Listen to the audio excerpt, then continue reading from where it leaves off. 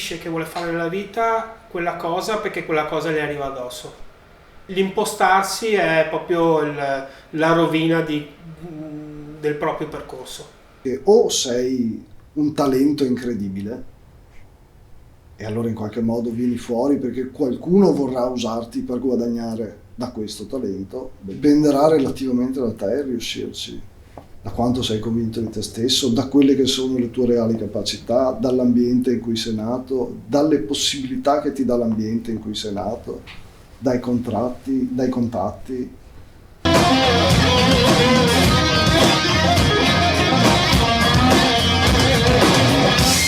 Ci vuole fortuna e preparazione. Non è che basta suonare la chitarra per poter dire che uno è un musicista.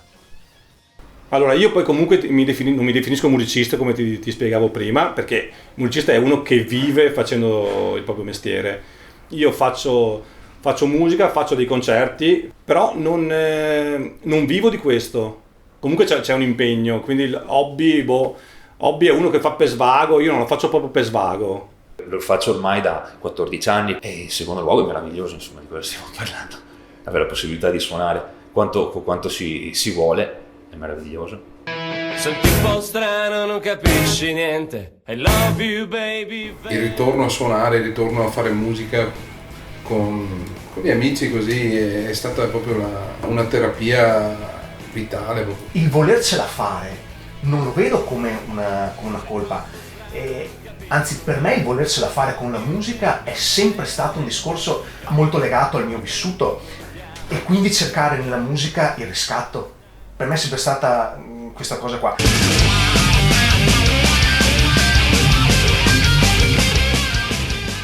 Penso che se avessimo avuto successo un po' più che a livello underground con un gruppo come Crack House, la mia vita adesso sarebbe meglio di quella che è. Sono contento dell'esperienza che ho fatto.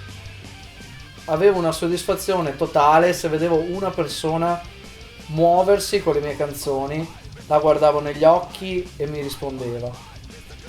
Quella cosa è essenziale. Per me la musica è fondamentale. Non puoi pensare faccio il musicista perché voglio fare i soldi o perché ho delle aspettative di qualsiasi tipo. Cioè lo fai perché te lo senti di fare, perché dici è quello che voglio fare, poi le cose arrivano. Per me il successo è fare le cose, cioè fare quello che mi piace. A un certo punto se uno si sente che deve per forza fare qualcosa, se non lo fa è come se si spegnesse. Devi riuscire ad essere te stesso principalmente, perché sennò vivrai sempre male, pieno di rimorsi. Ci tagliamo, ci spacchiamo, ti sciocco. Andava bene in quel momento, soprattutto per quello che eravamo noi in quel momento. Ma non credi che sarebbe stupido vedere la stessa cosa fatta da un quarantenne? Non ti sembrerebbe ridicolo? Ricky mi diceva sempre che bisognava muoversi col disco perché dopo 25 anni sei senior citizen, sei un cittadino anziano, eccetera eccetera. Adesso non è più una rock and roll. E quindi io mi sento di avere successo ogni volta che un progetto che avevo pensato si concretizza. Non è che per forza deve esplodere in qualcosa di gigantesco e famoso. Il fatto di poter dire wow, anche oggi mi alzo e posso fare il cazzo che voglio, questo è il successo più grande.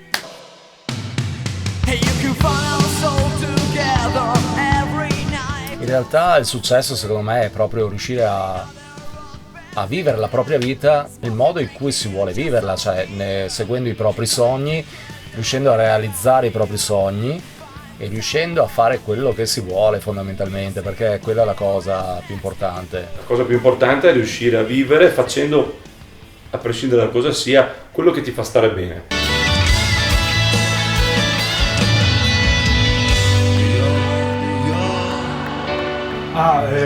Per me il successo è continuare a fare quello che faccio.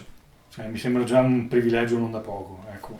Cioè, già non dover appunto per forza di cose pensare a un piano B che ho sempre evitato nella mia vita è un gran lusso, ecco, per me. Cioè, se vogliamo parlare di quello che è l'idea sociale del successo, sappiamo qual è. Cioè, per quanto tu ne possa girare attorno, filosofeggiare, eccetera, il risultato è ciò che conta. Sono gli obiettivi che hai raggiunto, il risultato che hai raggiunto e la tua posizione nella scala sociale in quello che hai fatto. E sono nato pensando che il successo fosse che io morivo e che avrebbero parlato di me.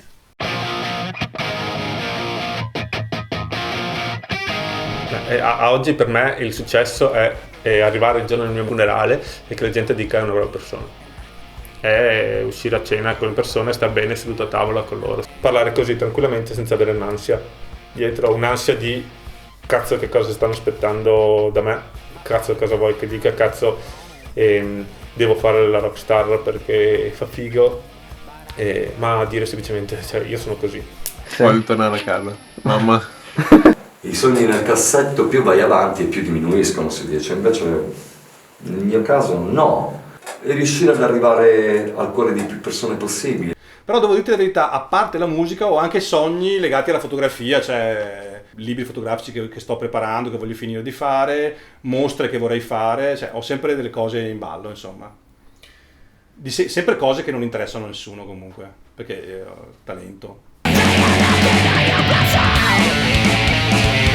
Beh, il sogno che abbiamo un po' tutti che il nostro disco venda sempre, però rimane un sogno, rimane là, lo so benissimo. Non è detto che se investi tutto e rischi tutto ce la fai. Chi più, chi meno, chi per più tempo, chi per meno tempo, con più o meno impegno, ma ci abbiamo sperato tutti.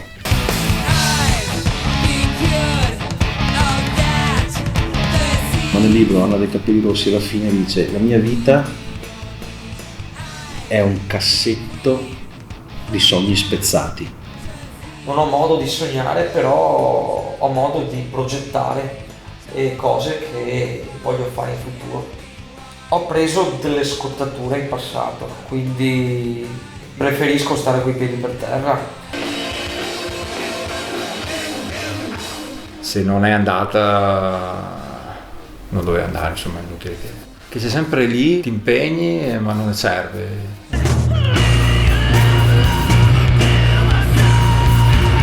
Allora, se mi cadono le mani, smetto di suonare. Finché ho le mani, non smetterò mai. Il mio sogno è comunque continuare a suonare e continuare a fare delle canzoni e dei dischi e anche affermarmi dal punto di vista lavorativo, cioè nel senso fare il produttore per altri gruppi.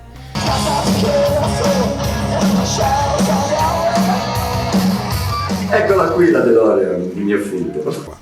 Se oggi ci fosse la macchina del tempo qui e potessi tornare indietro, io proverei a venderla. Vorrei solamente passeggiarci un po' nel tempo. Anche tutti gli errori che ho fatto nel passato mi sono serviti, o forse non sono serviti a un cazzo, non lo so. Però un giretto avanti e indietro, senza toccare nulla, me lo farei. Tornerei indietro per rifare un po' meglio le cose che ho fatto prima e godermele di più, perché forse sì, io appunto ho guardato più agli obiettivi che al tragitto e me lo sono goduto meno di quanto avrei potuto. Io vorrei andare in avanti.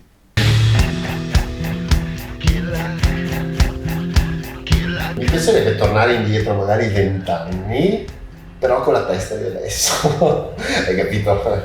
Quella è un'utopia, per vedere tutto quello che ho fatto fino adesso in un punto di vista completamente diverso, ma soprattutto più maturo. Allora io quella macchina là la userei per andare avanti nel futuro, non per tornare indietro. No, non cambierei nulla, ma non ci vuole neanche minimamente pensare, cioè il passato è sparito, non c'è più, cioè non c'è più niente e io sono completamente concentrato sul adesso. Non puoi guidare guardando lo specchietto retrovisore, quindi non mi pongo questa domanda. Nasciamo come dei contenitori di domande e passiamo la nostra vita magari a cercare risposte. La musica finisce quando ti sposi e la moglie ti vuole a casa perché sennò ti rompe i coglioni se esci troppo, e la musica finisce quando hai un figlio, quando ne hai due che devi gestire e non puoi andare via lasciando i figli piccoli a casa e ti interessa di stare a casa perché hai voglia di stare con tuo figlio, e la musica finisce quando il lavoro che vuoi, che ti fa guadagnare tanto, non è nel tuo quartiere ma è nell'altra regione. Queste cose della vita ti raggiungono prima o poi e l'underground è finito. Sopravvivi solo se sei un musicista e ci guadagni, se no la storia è finita. E ormai lavoro per buona parte del tempo. Mi sto travestendo oggi per fare l'intervista con te. Continuo a rivestirmi dei miei vestiti quando smetto di lavorare, quando delle 2 volte sono davvero travestito. Oggi non so bene chi sono del tutto. Non riesco a capire come fa la gente a staccare dal lavoro al resto della tua vita, cioè a mettere un paletto. Io credo che la cosa fondamentale nella vita sia la serenità. Ok? Quindi l'unica cosa che mi basterebbe è avere la certezza che ogni fine mese riesco a pagare i conti. Basta. Mi sarebbe tanto piaciuto mettermi gli spandex come faceva Bon Jovi nel 1994. Per quanto io possa dimagrire e far la fame, queste saranno le mie gambe per sempre. Questo è il mio braccio, questo è il mio corpo. Lo spandex non mi entrerà mai. Pazienza. Pazienza.